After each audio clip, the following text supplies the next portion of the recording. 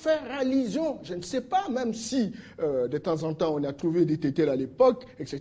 Mais la majorité, c'était des gens qui croyaient véritablement à l'avenir du Congo, qui l'entouraient et il s'est battu mort du cul pour que véritablement le Congo fonctionne autrement. Aujourd'hui, par rapport à ce qu'on observe, il me semble qu'on est dans une approche qui visiblement fonctionne dans un logiciel, j'allais dire tribalo-régionaliste. Non, il faut que j'écarte cela, je cherche le thème, je n'en ai pas. Mais ce qui est très vrai, c'est qu'il y a beaucoup de gens qui se réclament lumumbistes et qui ne le sont pas. Lumumba n'était pas simplement une personne physique à vertu de laquelle on pouvait être à côté de lui, mais c'est un esprit, c'est une idée, c'est une vision. Il faut travailler dans cette vision. Mais il y a trop de pseudo-nationalistes, des gens qui se disent « je suis lumumbiste », mais il regarde son propre terroir. « Je suis lumumbiste », mais il regarde sa propre tribu. « Je suis lumumbiste », mais il regarde sa propre région. Moi, je dis, mais tiens, mais à qui on trompe? Peut-être les enfants qui n'ont pas été à l'école, qui n'ont peut-être pas appris cette histoire. Je salue Télé 50 d'organiser ce genre d'émissions pour qu'on puisse restituer l'histoire à nos concitoyens.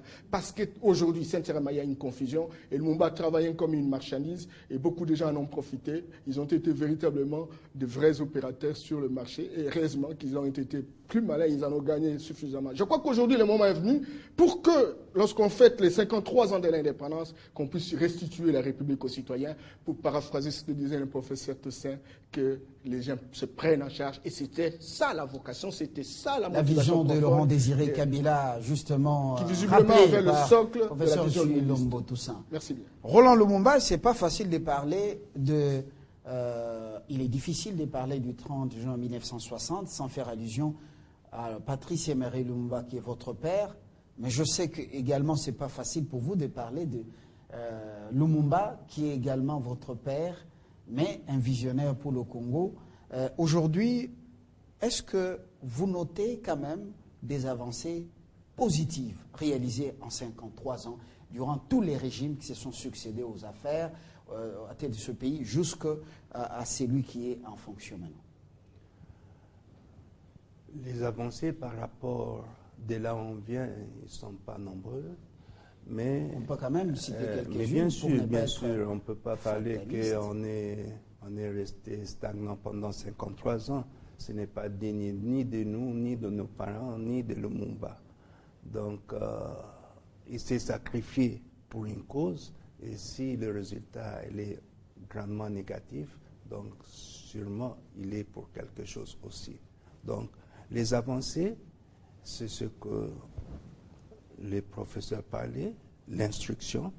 Aujourd'hui, chaque année, on arrive à instruire un très grand nombre des étudiants. Il faut, parce qu'il y a peut-être les générations actuelles prennent ça avec légèreté, il faut qu'on sache, le 30 juin 1960, au Congo de l'époque, il y avait une dizaine d'universitaires. Si je peux me tromper, ça ne sera pas plus de 10%, 15%. Voilà ce qu'il y avait à 1960. Aujourd'hui, on peut se permettre le luxe de prendre un économiste comme chauffeur de taxi ou je ne sais pas quoi. Et le côté positif, il y a beaucoup de gens qui sont instruits, mais le côté négatif, peut-être, c'est comment on n'arrive pas à utiliser cette intelligentsia par rapport au décalage entre le nombre des instruits ou le nombre des universitaires par rapport à la population qui ne peut pas dépasser 2-3%, et on se permet le luxe de ne pas les utiliser.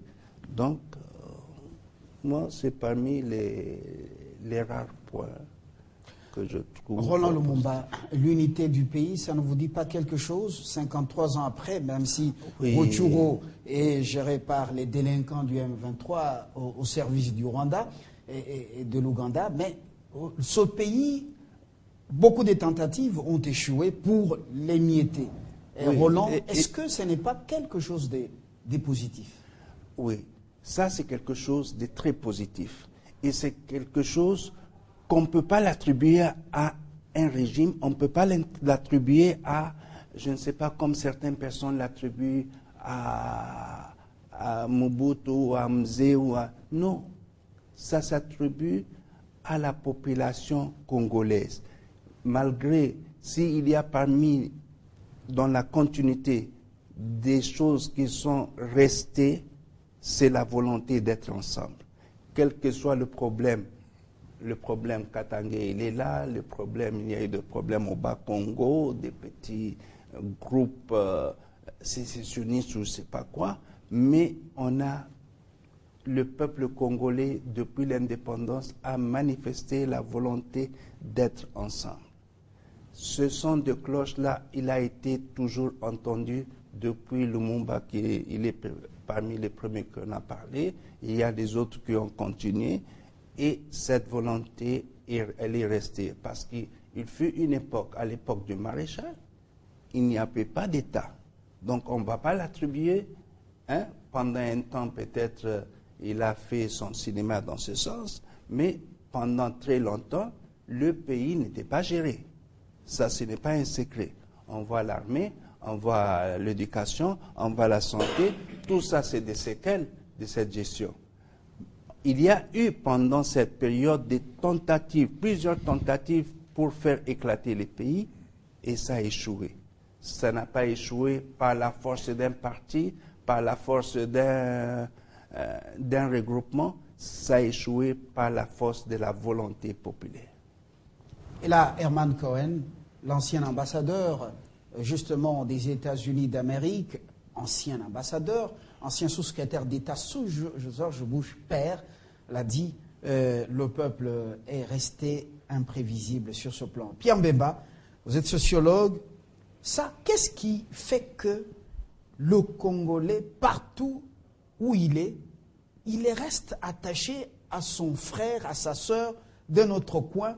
Lorsque Goma est pris, on voit même des petits dans des coins reculés du pays, ils s'inquiètent, ils disent, mais pourquoi Goma est tombé? Un enfant de 3 ans, il dit, papa, Goma, est-ce qu'on n'a pas récupéré Goma?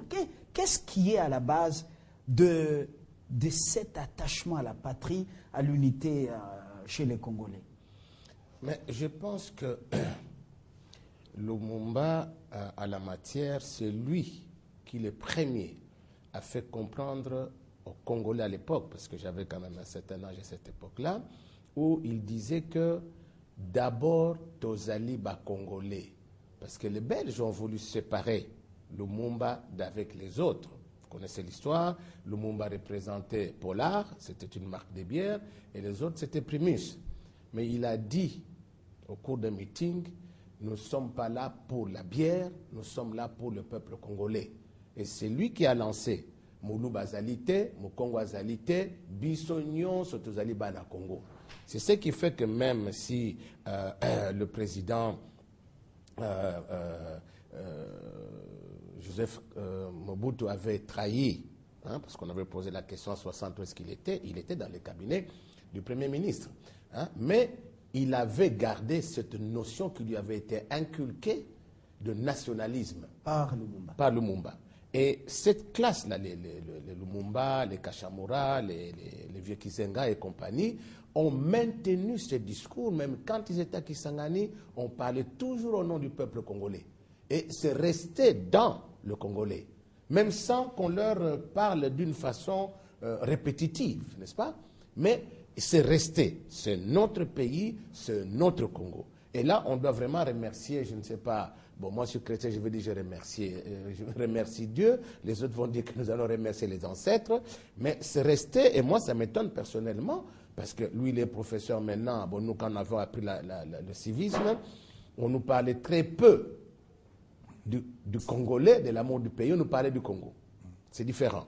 Mais comment se fait-il que, d'une façon tout à fait indélébile, spontanée, cet amour né chez les Congolais, oui, et dans les subconscients collectifs, c'est permanent. Oui, c'est très important. Je crois que ce sont les différents problèmes que nous avons connus quand il y a eu d'abord la rébellion, et puis il y a eu la sécession. Il y a eu 2 sécessions, il y a eu le Katanga, et puis il y a le Kasaï avec Molopoué. Mais malgré cela, le Congolais, je ne sais pas, je ne pourrais pas vous expliquer ça scientifiquement, mais c'est resté, donc il y a une fibre quelque part qui fait que nous transpirons congolais, nous respirons congolais, nous ne voulons pas qu'on nous sépare. Donc si tu me posais la question, je ne suis pas encore Madame Soleil comme on dit en France, pour savoir quelle est cette magie qui fait que nous restions. Mais je crois qu'il y a un sentiment. Je crois qui que nous ça unit. peut être un sujet d'une thèse de doctorat, oui. pour ceux qui y ont déjà Moi, je crois terminé que le DS. Et c'est le quelque DA. chose d'important pour nous et c'est une chance pour notre pays. C'est ce qui fait que tous ceux qui ont essayé n'arrivent pas. Toutes les tentatives ont échoué. Toutes les tentatives Et ont tous ceux échoué. qui ont préparé ça, il y en a qui sont dans la terre. Hein. Oui, beaucoup. Et beaucoup d'autres vont les suivre.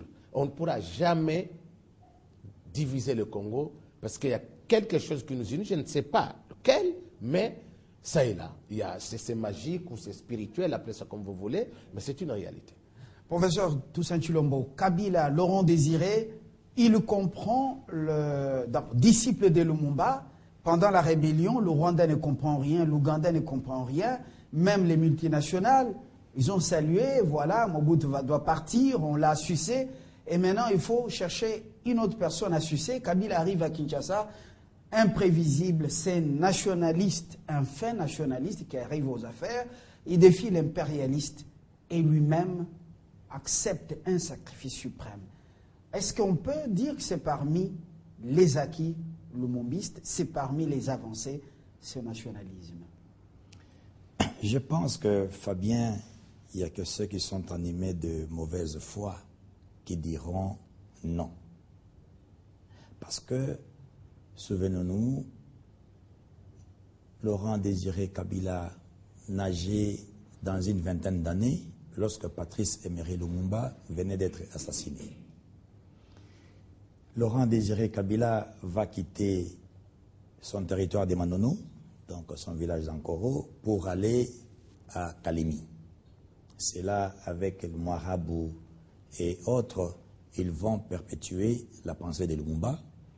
Et c'est de là, vers les années 66-67, que Laurent Désiré Kabila va aller dans la rébellion. Donc, il a continué parce que son aîné, Antoine Gizenga, était déjà à Kisangani. J'ai eu la chance d'être ministre de l'Information, Presse et Communication nationale d'Antoine Gizenga dans son premier gouvernement, dans Gizenga 1. Et de temps en temps, lorsqu'on s'est retrouvé dans son bureau à la primature, en tout cas ceux qui l'ont fréquenté savent que le vieux, comme on l'appelait Mbuta, il nous parlait toujours de Patrice Emery Lumumba. Et il nous a même parlé comment est-ce qu'il a quitté Kisangani pour se retrouver à Berlin. Donc, Laurent Désiré Kabila est dans la suite de Patrice Emery Lumumba. Et parmi ceux qui ont pris les flambeaux avec le Pierre Moulélé pour continuer ce que Patrice Emery Lumumba avait continué. Est-ce que l'impérialiste s'attendait à un autre Lumumba, de la trempe de Lumumba, comme Laurent Désiré Kabila, en éliminant physiquement Lumumba, dépecé, dilué dans l'acide? Est-ce qu'il s'attendait à un tel avènement? Pas du tout. Et je peux vous dire que toutes les tentatives, comme venait de le dire mon aîné, toutes les tentatives de la balkanisation, d'ailleurs c'est un mot que nous, Congolais, nous devons fournir un effort de ne jamais l'utiliser dans notre vocabulaire. Toutes les tentatives de la séparation, de la division de la République démocratique du Congo ou de son peuple ont toujours échoué parce qu'il y a ce vouloir vivre ensemble. Vous savez, le 24 juin 2004, il n'y a pas très longtemps, c'était un vendredi, j'étais en train de donner cours en premier graduat, le cours de l'éducation à la citoyenneté, et nous apprenons que la ville de Bukavu venait de tomber. Instinctivement, les étudiants qui étaient dans la salle se sont levés, ils sont sortis, direction la MONUC. Je crois, nous nous rappelons les incidents malheureux de cette époque. Et aujourd'hui, l'honorable Makassi qui est devant moi, il y a un collègue qui est juriste comme lui, M. Serge Mayamba, qu'à l'université de Kinshasa, quand je lui donnais cours, on l'appelait Lumumba. Lui a déclenché les hostilités à partir de l'université de Kinshasa et tous les étudiants, suivis par la population, s'est rendu vers la place Braconnier et a dit « Comment est-ce que vous êtes ici ?» Et Bukavu tombe. tombe. Je crois que c'était à l'époque de Laurent Moutebousi. Ce qui explique que le peuple congolais, nous avons une particularité.